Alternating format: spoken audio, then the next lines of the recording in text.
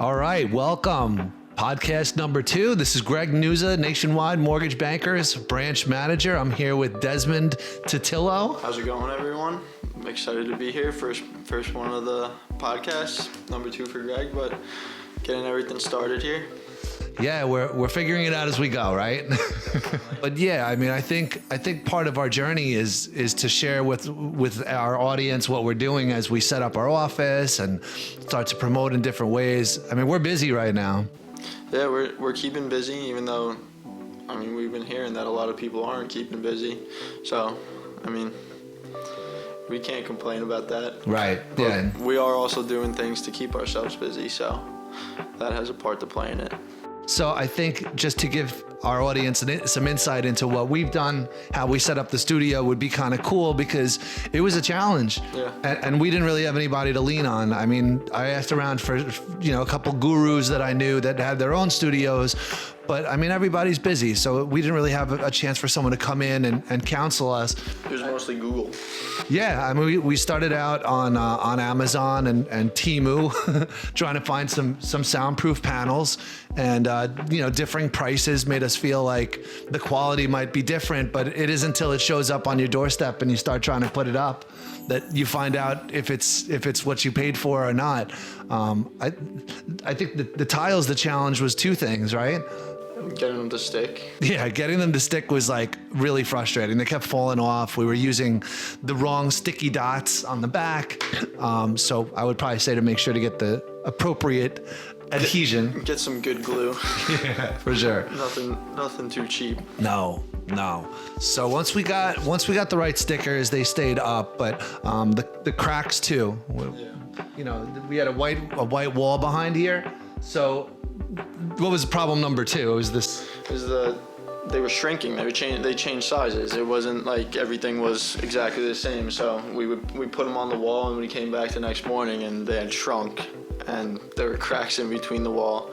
Some of them were falling off. So exactly. We got a little painted around the edges, and now if you can even see any cracks, they're very hard to tell. So exactly. If you're setting up your own podcast studio, you'd probably want to put black lines behind where the cracks are. Or just paint the wall black. You can do that, dude. That'll work too. That'll do the job. Yeah. But all the lighting and stuff, like, that was kind of fun. I mean, it was easy, just sticking up some lighting. Strips. Got some behind the TV and got the little pole back there. But, yeah. Absolutely. So we've got our podcast studio. We've got a lot of people asking us about coming in and being guests on our show. So I'm looking forward to having a whole cast of characters. Setting up 4 microphones was a challenge. It's not just setting up tiles and lighting.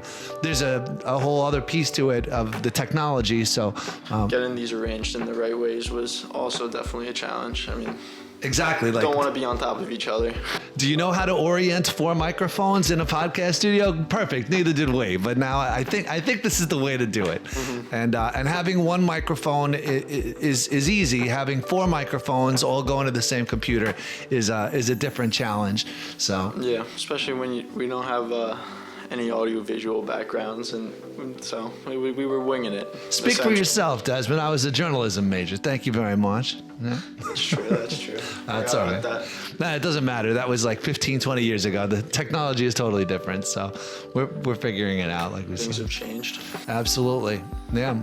But like each mic picks up information from other mics too. Did you have to like relearn how to do some of the things that you had previously like been taught?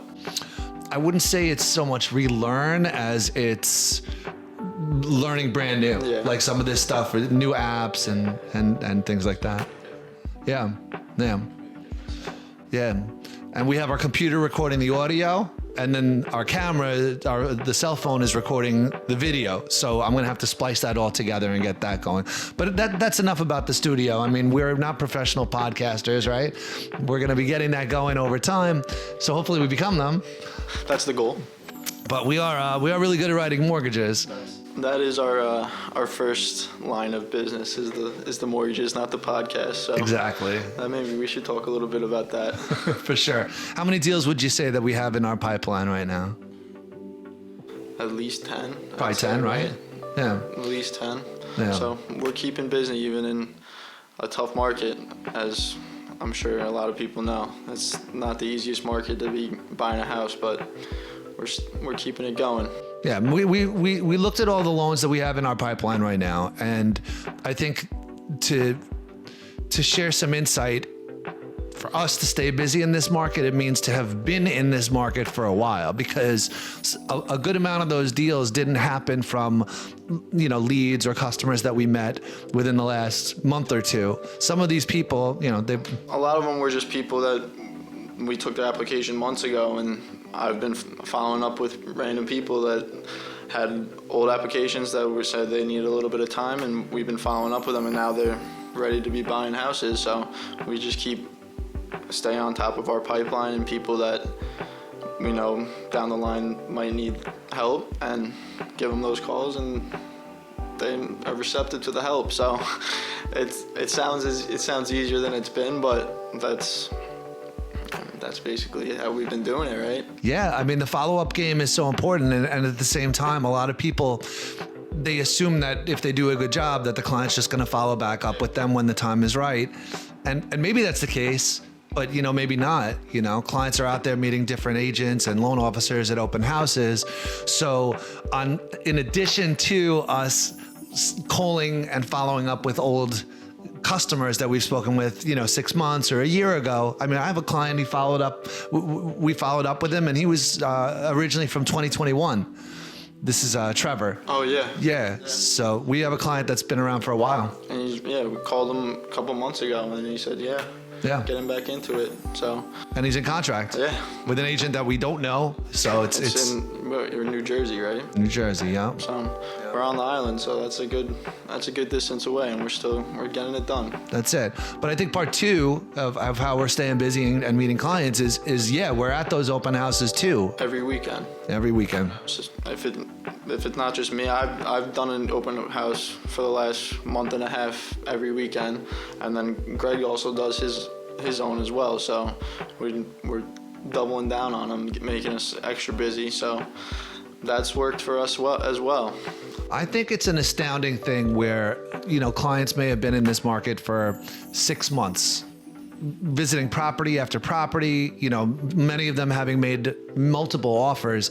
And meanwhile, we'll ask them as they come into an open house, hey, do you know what the monthly payment would look like for this property? And what do they say? That's been a big thing. Yeah. But no, they say no. But that's something that we make sure we do, is if we have a client going to look at an open house, we know what they know what the monthly payment's going to be walking into that open house. Exactly. If they wanted to make an offer. And yeah, I think that's a huge thing.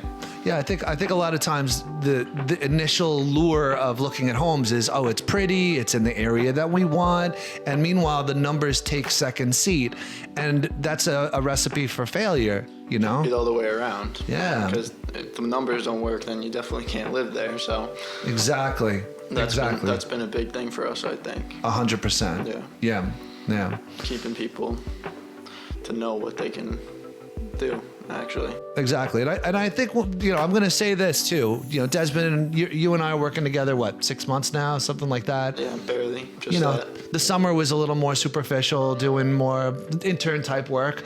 But I think the fact that we're so busy right now also teaches me that even in a down market, having an extra set of hands, and not just any hands, but good hands. Like you're good on the phone, you know how to talk to people. And I think that extra set of follow-up, in conjunction with me continuing to do what I do, writing loans and doing the pre-qualifications, I think that's really helped keep us at a quick pace. It's only driven more business. Right. I mean, right. Regardless if, I of course appreciate you saying I'm good on the phone and stuff like that, but regardless if the other person is, I mean, you're bound to be able to get more done with a second set of hands. I mean, and granted, it helps if the person knows what they're doing, but yeah, that definitely helped, because you've been by yourself for the last year and a half before you brought on those interns, the rest of the interns this summer. So I've been on my own for 20 years. Yeah, well, just in the branch, but yeah. Of course, yeah. No, I know what you mean. Yeah. And so I think you're exactly right, because what I've noticed and I'm sure this speaks for salespeople in all capacities, you go out, you meet a bunch of clients, you figure out how to turn those clients into customers, or reverse. You meet a bunch of customers, you turn them into clients, suddenly you got contracts going, and then the efforts to find new clients kind of tapers off because now you're focused on closing out that business. And I think having you around now, it allows us to continue the pursuit of new clients, the support of all the agents that we work with. While closing everything else that we got going on. Exactly. Yeah. So our door is always open. I think that's a no-brainer in business. We should always be trying to pursue new business. As well as the phone lines. Yes. Yeah. Yeah. Always open to taking calls. I think that's also a big thing is when we tell people to call us whenever you need us. I think that's a huge thing. Exactly. I mean, as a top branch with 2 people, I don't even know how I would have had time to set up the podcast studio or even have time to do podcasts without extra help. So I think there's strength in numbers, but it's about having the right people in play. So no smoke. I really appreciate you being around, Desmond. You do a great job. I appreciate it. Yeah. Yeah, cool. All right. Well, what else do we want to talk about? What's coming up? What are we trying to plot out for the next few weeks? Well, we got a continuing education class for realtors coming up at the end of October, and then we're looking to do. That's the 26th, right? Yeah. Thursday the 26th. Thursday the 26th, and then we're looking to do.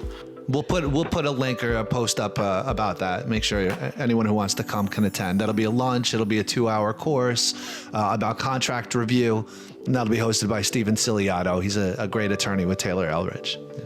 And then we're looking to do more of like a personal enrichment class, learning more about mortgages, stuff like that, for people that are just like getting into the home buying process.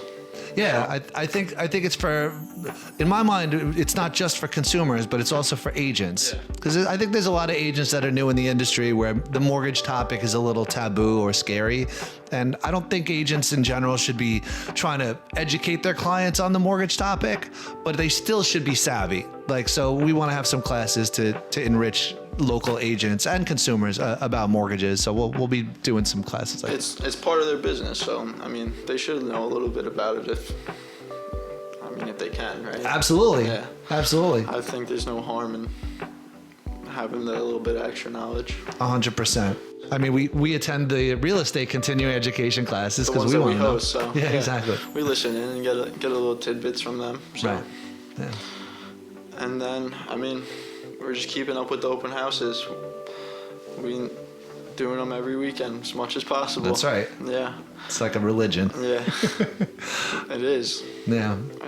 Every Friday is the day we're trying to get them. Most of the time, that's most of my efforts on Fridays is trying to have an open house to host that weekend. So. Sure. So let's try to leave off this podcast without making it run too long. Let's talk about maybe 1 or 2 things that we see our agents who are most successful and why they're thriving. Why are people who are successful in this market successful, and why are some of the people who are saying that it's slow or that they're trying to find clients? What do you think the difference is? I think a lot of it's got to do with just how they're talking to their customers. I think that's got a lot to do with it. Being on top of them. It's not trying to be pushy. I don't know if that's the right word, but just like we said, following up and making sure that they're there. You're there to help them and give them a service and make sure that that you have their back and stuff like that. What else do you think? Yeah, I think that's right on target because, especially, having seen different markets, there are markets where it was easy, where there were a ton of houses on the market and prices were low and rates were low. And it was kind of like, hey, I'm a realtor and here's a bunch of houses. What do you think? And I don't think that market exists anymore. I think right now clients need to be led a little bit, and not in a steering kind of like, hey, like we're going to tell you what to do, Mr. or Mrs. Customer. No, but I think that customers need a little bit of smelling salts right now. And I think the agents and the salespeople that are effective right now are the ones that can take a customer where they're just kind of like a deer in headlights, where again, not a lot of options.